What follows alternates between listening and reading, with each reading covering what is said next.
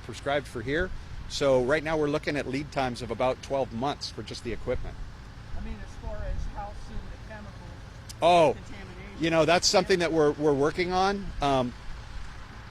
It's the state of the state has basically said that there is zero protection. Okay, but the aquifer is very shallow here. It is very sandy here, and because of this activity that's here, somehow through the creek system, that chemical's migrated over here. The wells are literally right over here. The drinking water wells are all adjacent to each other right over here. And so there are ways you can do hydraulic groundwater models underground to kind of see when it's going to happen. If it had been all isolated over at the spill site, we would have been talking in years. With the creek system here, we're talking months. So if you would not prescribe this solution, what type of solution would you like to see here? What would you like to see happen here? Well, they could do this all internal as opposed to external like they're doing it now.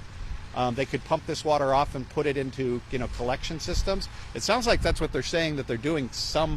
Those are the collection containers. Okay, the rain for rent systems. You heard me describe. Well, for those of you that heard me talk. Oh, Go ahead. I interrupted you. yeah. So it would be an internal type system. Okay, when you look at this, it's external. It's clearly right here in the air. Okay, that's aeration by definition. I mean, if they're bringing that water back and they just want to put that water back in the creek, why would they aerate it back on its way back in? So for me looking at it, when I described the solution last time, I literally said you could put a header in the top of those tanks, put upside down sprinklers, do the aeration there, and then do off-gas GAC. I don't see an off-gas system over there, so I don't know what they're doing in that tank. Bob, right? Yes. I don't think we got your last name. Oh, Bocock. B-O-W-C-O-C-K. B as in boy? B as in boy. Yep. Sorry about that. Did that answer your question? So you do it in a contained location. The other thing I'd like to see, they're aerating these surface water bodies. What they need to do is where they put that burn pit, they need to go over to that burn pit and they need to put in groundwater wells and create another what we call cone of depression where you pump a lot of water at a high velocity, you develop a cone of depression where the water will actually go towards that well and that'll pull the contamination in that direction. If they go over there, start sucking that water out and treating it like this, they'll keep the cone of depression over there and it's less likely to go to those wells over there. That's where the train tracks are right now. Yeah, yeah, Where the train tracks are going over. yeah. Over at the site. Yeah. Really about the chemicals and the water compared to time. As time goes on, do the contaminants get less dangerous, or are they expected to dissipate as they make their way over to contaminated well water? There are a number of chemicals in this spill, and they will transport at different rates through the vadose zone and through the water. My concern, we can fix the drinking water. If it does reach the drinking water, even in very low levels, the type of system is very common to apply. It's literally with the vinyl chloride, you would do an air stripping process followed by a granular activated carbon polish to get all the other organic material out of the water. So I'm not as concerned about that. I think we can fix the community drinking water system very, very quickly. The problem that's going to be in this community for a very, very long time is as those chemicals float in the aquifer and they go underneath this community, every one of these homes here has a basement. And they're going to start experiencing what they call soil vapor intrusion. There's cracks in those basements. Some of these basements have sump pumps. And that's how those chemicals get into the houses. They get into the houses at very low concentrations. We're hearing in the community, people smell the chemicals. Some days they don't. Things change. There's different levels of exposure. You're hearing that all over the place. The weather patterns around here have an incredible effect on that. 10 years from now, those soil vapor plumes are still going to be coming up in those houses. They change with barometric pressure outside. They change with rainfall and precipitation, acting like a hypodermic needle and pushing those chemicals up into the basements. So that's my bigger concern as the long term goes forward. Yes.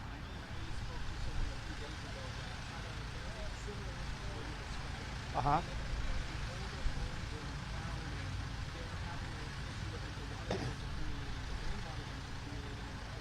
Right.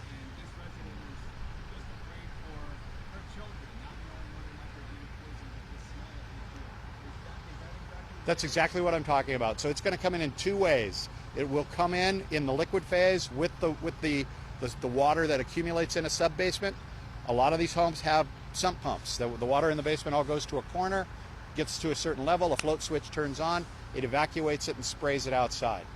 The good news about vinyl chloride, it's got a half-life of about 20 minutes. So it's not the kind of thing that's going to be persistent in air.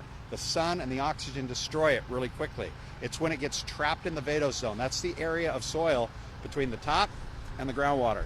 And that stuff migrates, okay? And it sticks in the soil, and then the water goes down, and then the water goes back up, and it's like a giant tea bag, and it constantly recontaminates itself. So is that something that the families are going to have to be prepared for in spurts intermittently for X amount of time? Yes, and it's very common in these types of spills. Any of these chlorinated hydrocarbons or these vinyl chloride type, family of chemicals, you'll see that they have soil vapor issues associated with virtually all of them.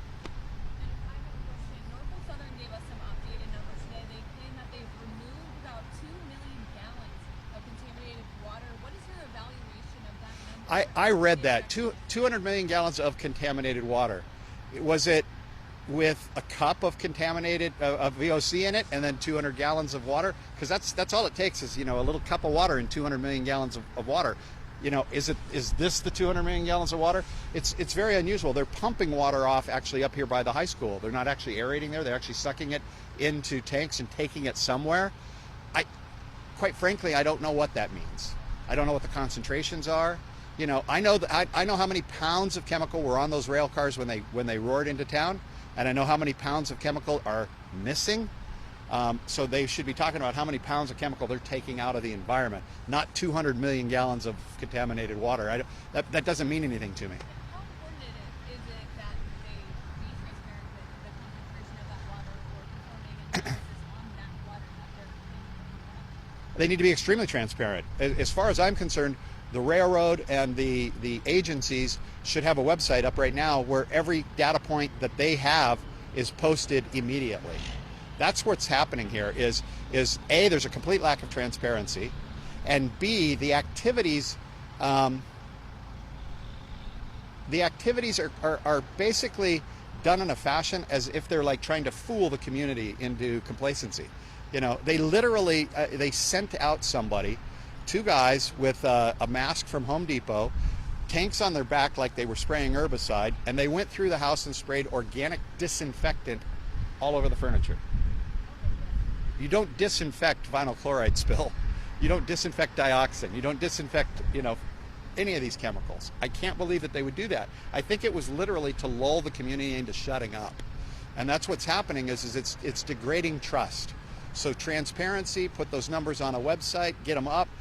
People are going to have a hard time understanding them, what those numbers mean and what they are. But it's no different than the guy that walks into a house with one of those little OSHA sniffers and says, guess what? If you lay down on the floor, you will not suffocate. That tells me nothing, okay? But yet, for those of you that have read the report that came out of Texas A&M and that came out of Carnegie Mellon, they're detecting chemicals, okay?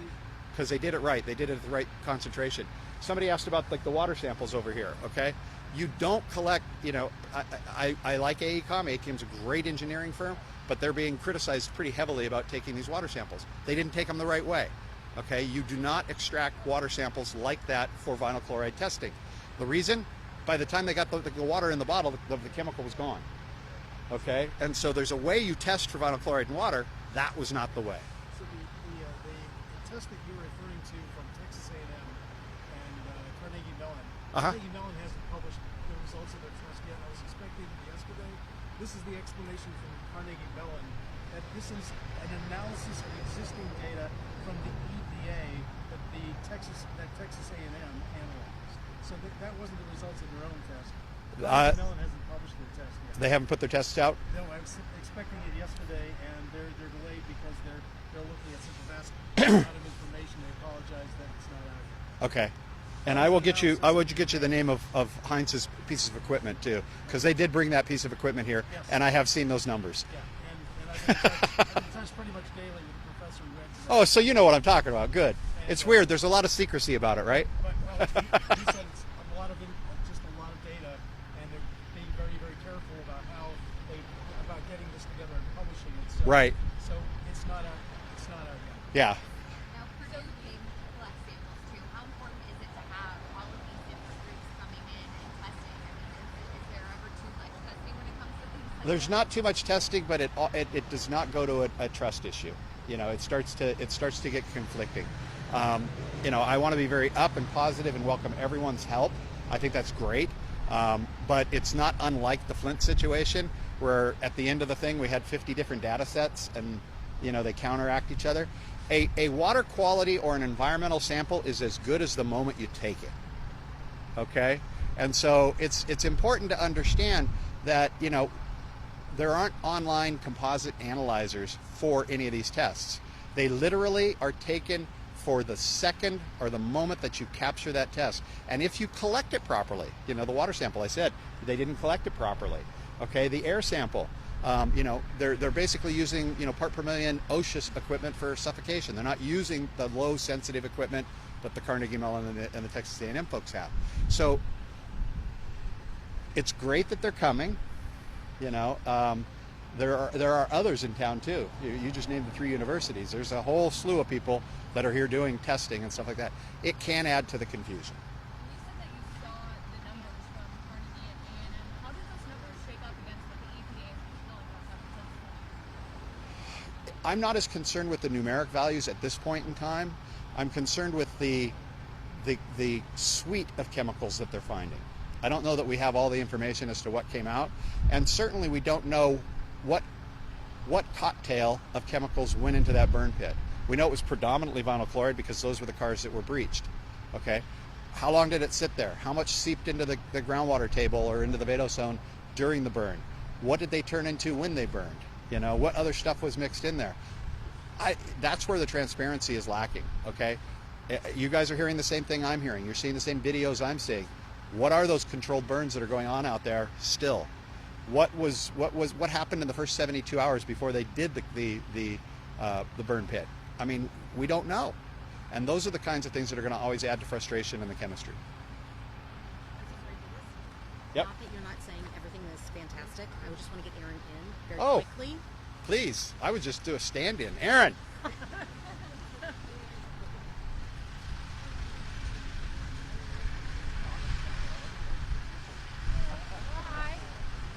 How are you? So, do you have any questions? Very angry. Hi. For all the local newspapers. Hi. What are you hearing from residents? I know you met with some of the residents just now. What are some of the stories you're hearing, and what kind of pause does that give you for how things are being handled? So, I've spent all morning with some of the residents, and I'm very upset. Obviously, they're very upset. I just could not believe the amount of information coming in that they have, that they want to share, that it seems like nobody is listening to. They are so afraid. They get so many mixed messages. They're getting a total runaround. They want help. They make a phone call. It goes to Norfolk. Then it says call EPA. EPA says call Norfolk. They don't know where to go. They want to leave. They don't have the means to leave. People aren't coming back. Their animals are sick. Their animals are dying.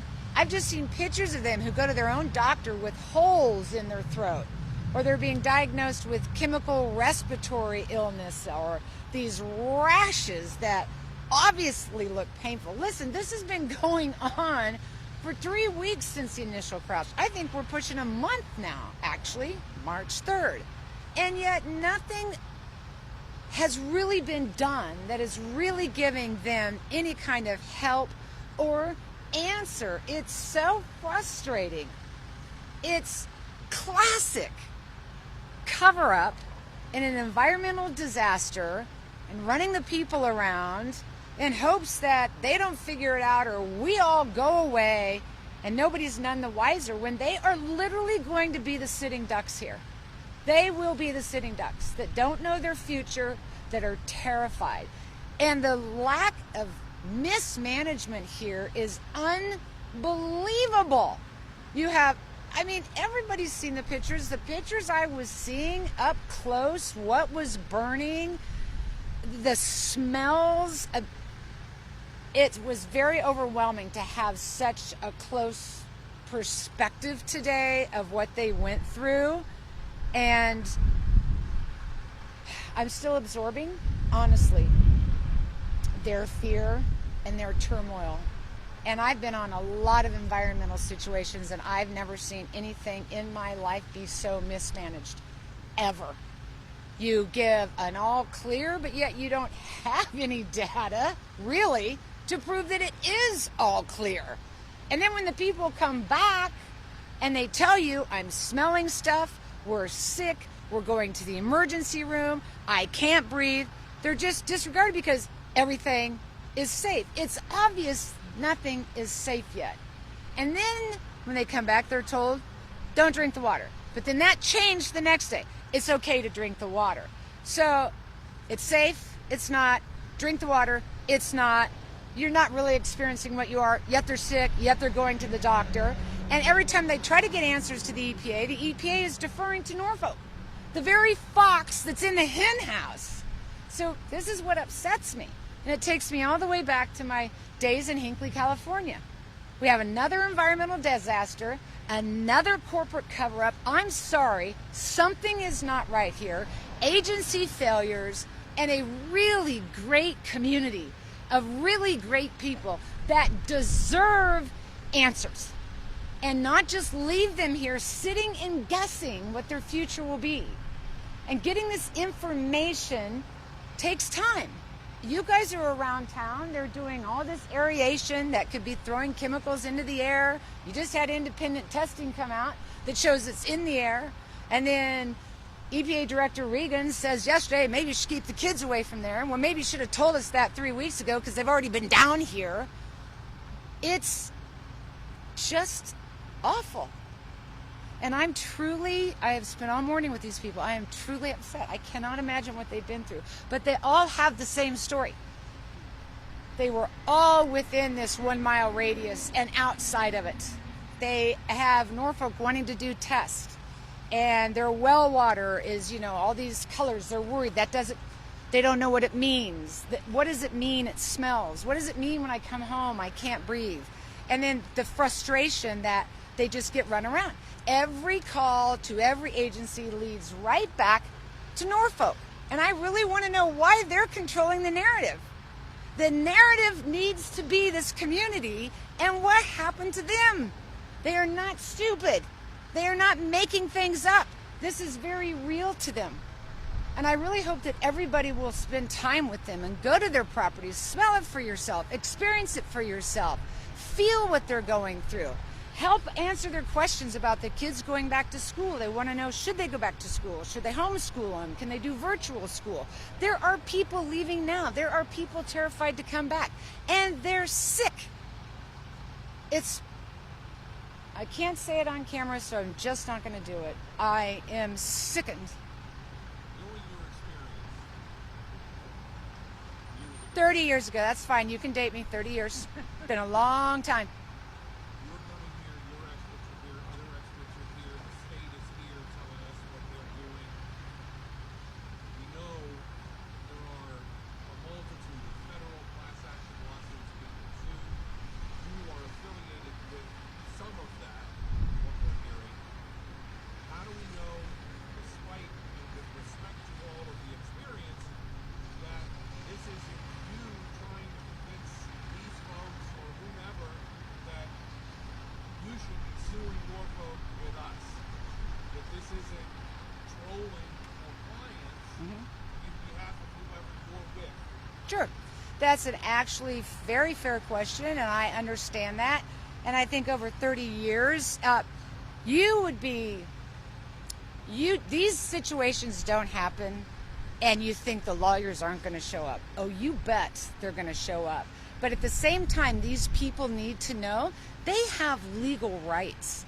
They could get totally screwed over further by Norfolk. You mentioned class actions. Listen, I'm not the attorney. I've never worked with an attorney that does class. because everybody's damages are seen the same.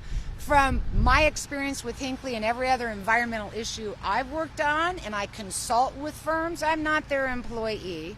I'm not making a bunch of money out of this. These attorneys get upset with each other because they might be missing out on some money, but it's not going to affect me. And by the way, all the money in the world doesn't change anything for these people. Nothing. They've already lost everything and their future. You really? So what, you're going to have a lawsuit? Yes, the money helps, and I want people to understand that so they can get out of here, because many of them can't afford to do that. I would understand that people might think that I'm that. I've been called that. But after 30 years, I've really shown myself I'm not here for that reason. I'm here for these people. Pardon?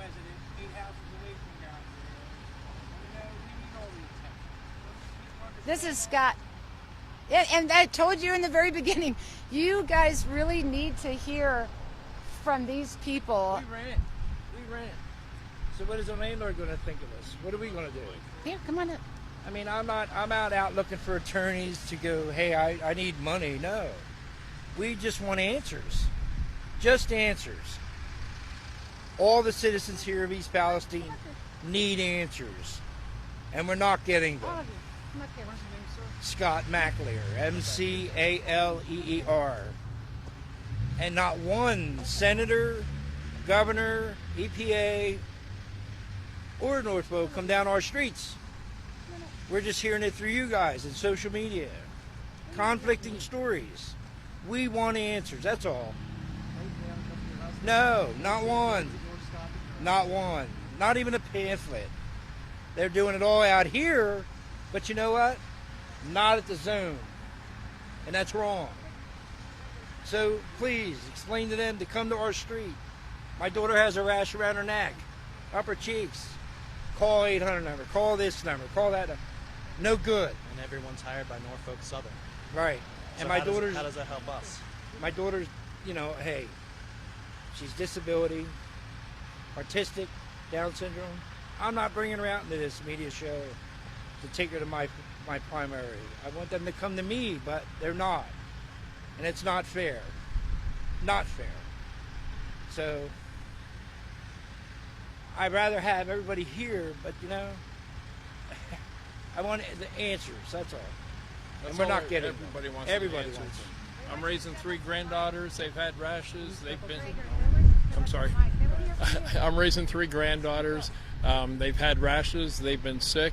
Giovanni's daughter has been sick after going to school. And they're trying to force us back into our homes and go to school and say it's all right, but the kids are sick, and I will not tolerate that. We need answers, and we got to get these kids healthy, and if not, get out of town. Yeah. It's Greg Mascher, Mascher. Were you guys all inside the restaurant with Erin and the others? Yes, yeah. And there was and she wasn't promotion attorneys. She was just gathering information that we're not getting answers to. So we want her to speak up like we are now to get answers. That's it. She's getting our word out there. We just sat around and talked for a while, and it was awesome. I mean, it's just like talking to a friend, and she's not promoting nothing, and we just want to get this taken care of. We want Norfolk Southern to pay and get this done. We love this town. None of us want to leave. I don't want to leave. I've lived here my whole life. This is a 3rd train wreck that I've seen in my lifetime in this town, and it's the worst, and we want to get this done. Let me ask you this. We talked about, in fact, Erin mentioned conflicting messages. And so we hear it's being said in social media. We hear it's being said by the governor of a daily press conference, daily news release with the EPA and federal and state EPA saying, whose information do you trust? I don't trust anybody's right now. None of us know. I've lost 15 pounds because I'm up every night worrying about my granddaughters. Like, am I exposing them to something that's going to hurt them down the line? I'm 61. I'm not worried about myself, but I worry about them. They're my responsibility, and we got to get answers. I'm more or less so worried about who's supervising Norfolk Southern. I mean, it's supposed to be the EPA, but when the decisions were made to put a big hole in our town and dump oil in it and whatever else it was, because we really have no idea what it was. Whose decision was that? was Governor DeWine there to ask any questions as to is this really the best idea? Or was it just Norfolk Southern making all the calls and people just agreeing like puppets? We're not puppets. We're people. We live here. We have families. We have businesses. I have multiple rental properties here, people that I care about. It's not acceptable. What is your name? Sorry. Giovanni Irizarry. You want me to spell that word? Spell it Giovanni. First name, last name, Irizarry. I-R-I, Z as in zebra, A-R-R-Y. And how long have you been here, and do you want to stay? I mean, I've been here since 2018. Honestly, I didn't think much of the community until I got to know people. I mean, I come from like the Youngstown area. It's a little bit busier, a little bit crazier, a little more hectic, a little more something to do. I mean, you come here and it's nice and peaceful and quiet. So until you get out of your shell and meet other people where they are, that's how you meet people like these guys. I just met this gentleman today. I met her today. I know Greg. He's taught my daughter basketball. I mean, that's not just a small hick town where people don't make money, because there's a lot of successful people here that own properties and own assets. And the way they portrayed us on the news in the very beginning, which took like a week, by the way, because we were all hashtagging all of you guys and all the government officials. I mean, it's just crazy. Like, we're not in a third world country. We're in the United States of America. This is sad. Very sad. You bring up the point that you're concerned a lot of people doing the work are hired by Norfolk Southern. Yeah. At the same time, everybody, you or your U.S. senators and everyone else are saying Norfolk Southern has to pay for it. So how do you balance making them pay and then not trusting them when they hire people to do the job? So when this all first started, I hired someone to clean my house. And when I went down there for reimbursement, I was denied reimbursement because I didn't use who they contracted. Shouldn't it be my choice, the people's choice? We're in the United States. They should pay. Is it hard to We cut a should have check an for a different independent- business other than the one you want me to go to? Come on. It's not hard. I write checks all the time. It's not hard. You know that.